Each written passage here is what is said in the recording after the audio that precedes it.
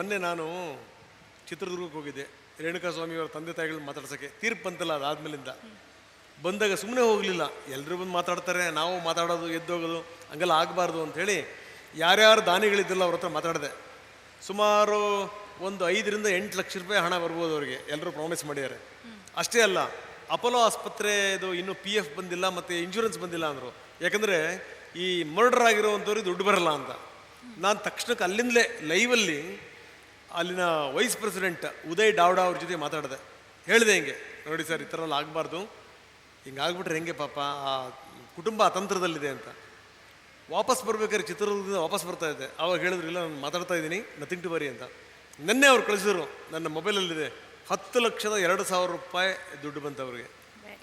PF ಅಮೌಂಟನ್ನು ಕೂಡ ಕೊಡ್ತೀವಿ ಅಂತ ಹೇಳಿದ್ದಾರೆ. ಅಷ್ಟೇ ಅಲ್ಲ, ಇನ್ನೊಂದು ಹೇಳಿದ್ರು, ರಂಗನಾಥ್ ಸರ್ ನೀವು ಹ್ಞೂ ಅಂತಂತಂದರೆ ಆ ಹುಡುಗಿಗೆ ನಾವು ಕೆಲಸ ಕೊಡೋಕೆ ನಾವು ತಯಾರಿದ್ದೀವಿ ಅಂತ ಹೇಳಿ ಅಂತ. ಏನು ರೀ ಮೀಡಿಯಾ ಅಂತಂದರೆ ಇದು ಮೀಡಿಯಾ.